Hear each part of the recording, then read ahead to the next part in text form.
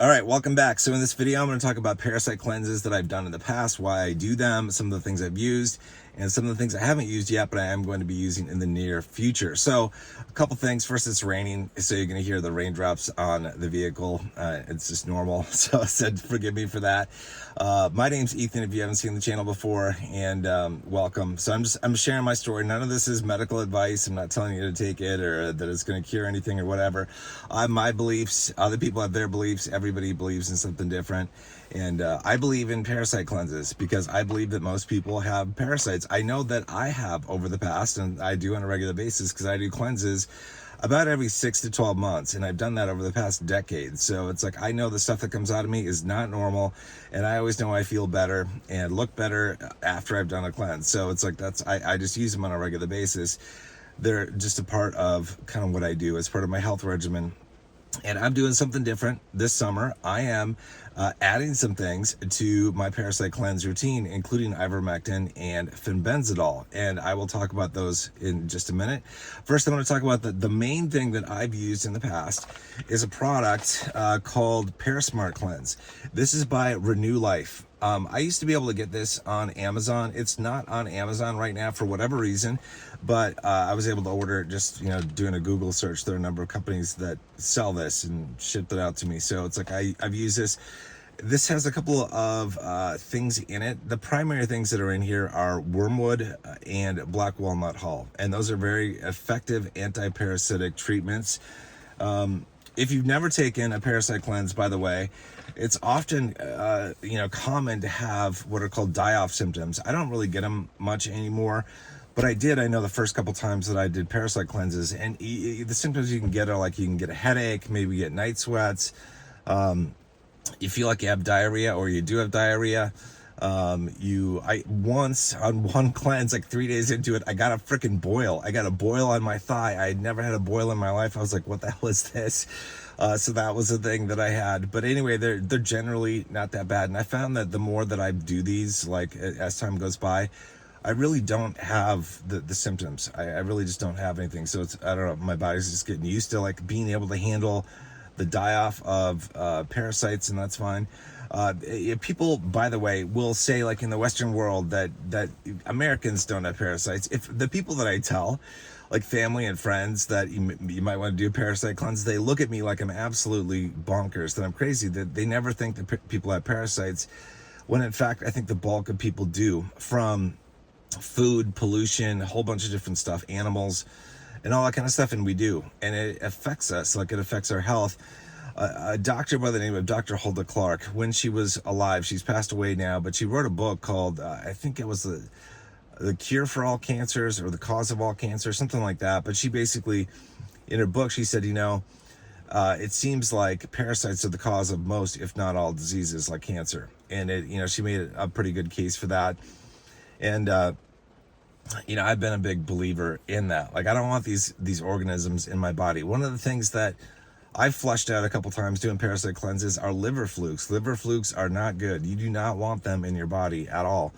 And it's kind of crazy. Also, I think that, parasites personally are probably a cause of a lot of cancers, just because of what they do to our body, and probably the cause of a lot of symptoms, at least, of multiple sclerosis.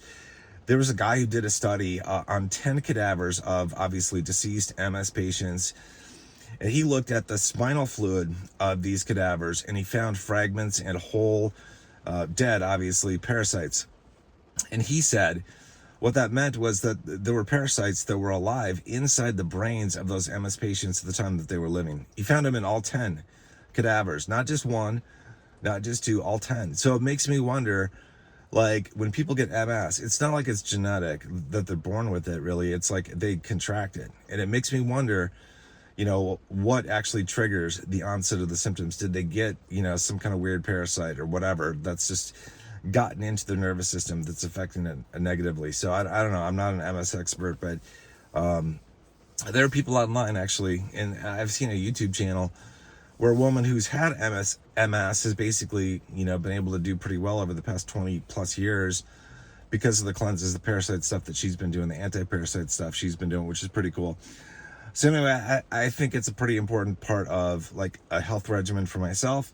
And like I said, like this is the main thing that I have used in the past by Renew Life, and I'm not an affiliate or anything like that. I just wanted to share, like, this is what I use. And you can just buy like the black walnut Holland, Wormwood, and stuff like that on your own, you know, through Amazon or whatever, you know, wherever you get health food supplements.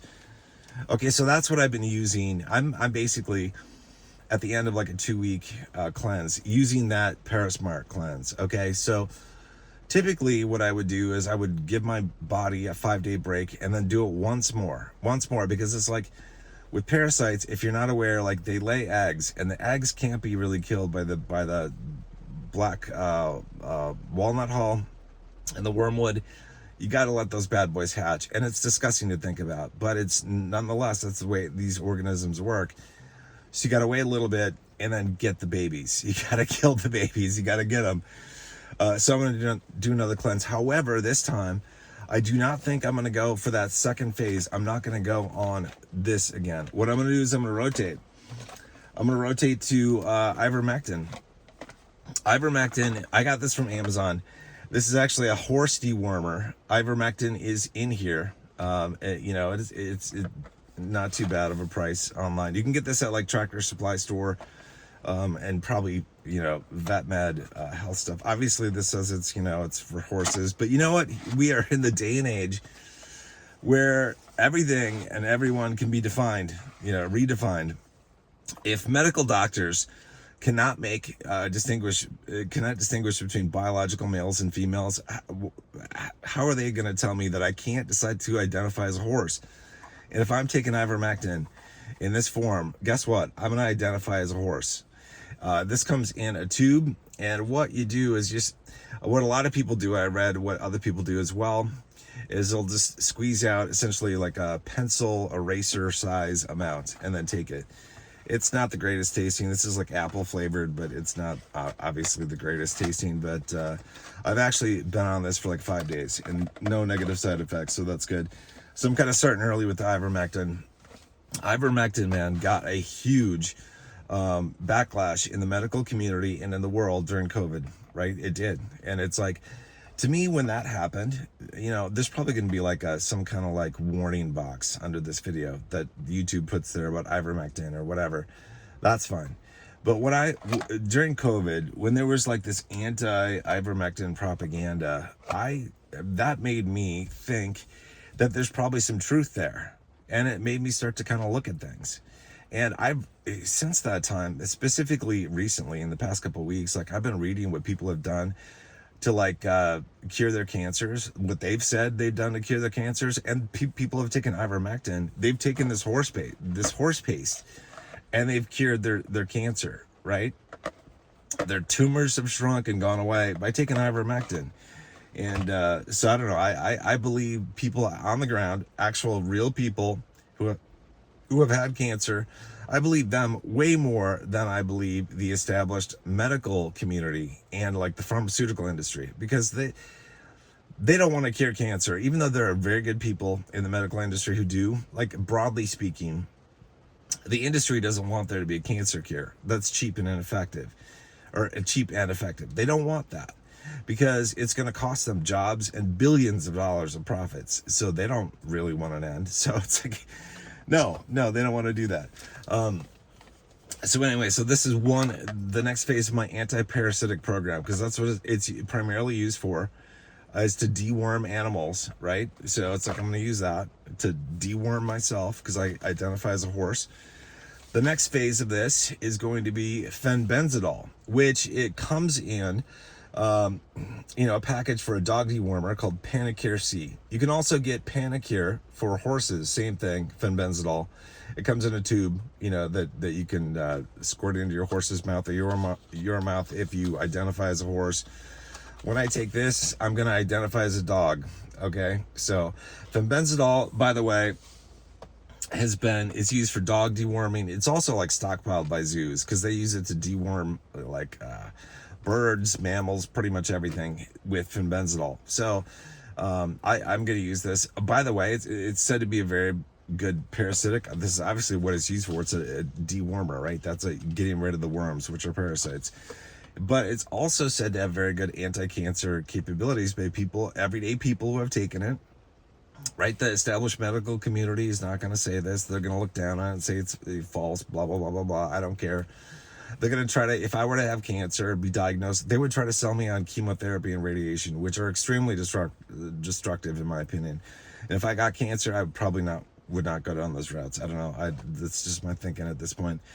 But Panacur, this is actually used very successfully by a number of people who have cancer. I've read a lot of comments on videos on YouTube. By the way, if you haven't seen the channel called Veterinary Secrets, definitely check that out. There's a very knowledgeable, very nice veterinarian who talks about Panacur C and curing dogs cancer potentially with this. He also talks about humans taking it.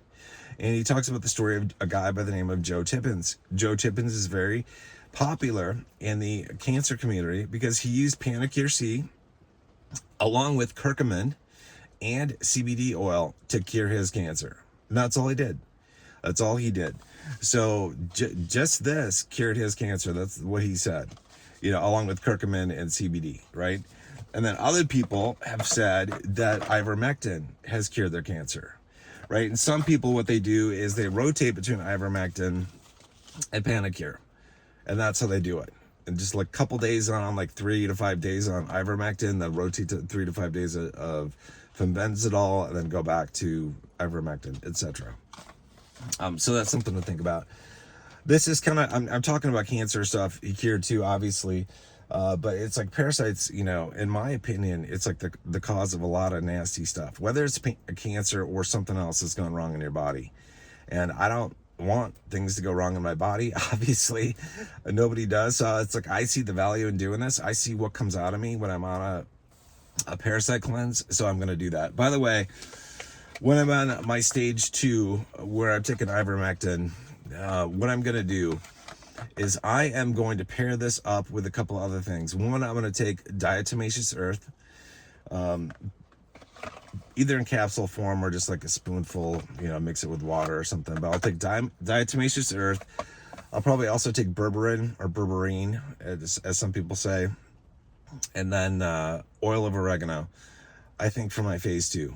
Like that, I'll take that for like, a week, 2 weeks maybe, before I switch over to the Panacur. And when I'm on Panacur, I'm not just going to take this alone. I'm going to take this with milk thistle, because people who have taken this said, like, you should take it with other stuff. So what they've said is you should take it with milk thistle and vitamin E.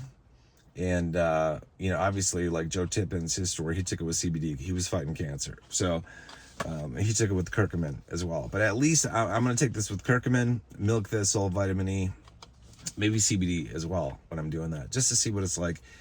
Take it for a week or two, give my body a rest, and maybe I'll start the whole process over again one last time, starting with this Parasmart, right? Again, this is the black walnut hull and wormwood, and it's the one I've used the most. So it's like, I know this thing works. So the other things I haven't tried before. I've never tried ivermectin. I mean, I've been on it for a couple days here, like 3 or 4 days, I think, but never as part of a parasite cleanse, like for a 2-week period or anything like that. Never used Panacur, but I'm gonna give it a try, because it's like, I'm interested. It's like, I want to see, like, what does this stuff taste like? Can I stomach it? And B, like, if I needed it, if I felt I needed it, like if I were diagnosed with cancer, what are my go-tos right away that I would go to? So I'll probably do a separate video on this, actually, like if I had cancer. But I would go on all these things: ivermectin, fenbendazole. I would do a regular the black walnut parasite cleanse. I would try to be on a ketogenic diet. I would use baking soda to try to alkalize my body, and probably a couple other things. But those are some of the things I would do. Anyway, if you have questions, comments, if you guys have ever used this stuff, ever done it, what do you guys think about this stuff? Have you ever used it? I would love to know, like, what has your experience been using like a parasite cleanse, whatever type it is. Have you heard of other people having really good results? Do you know anybody who personally, like, has used ivermectin or fenbendazole or something else like B17, like the apricot kernels, to basically severely reduce tumors or just become cancer free? I would love to know that. I'd love to hear that. Anyway, hope you guys are doing well. I'm going to end it here. Hopefully the rain hasn't been too bad. I think I just heard thunder, so it's like I'm gonna end this video before it gets too loud around here. I'll see you guys soon. You guys take care.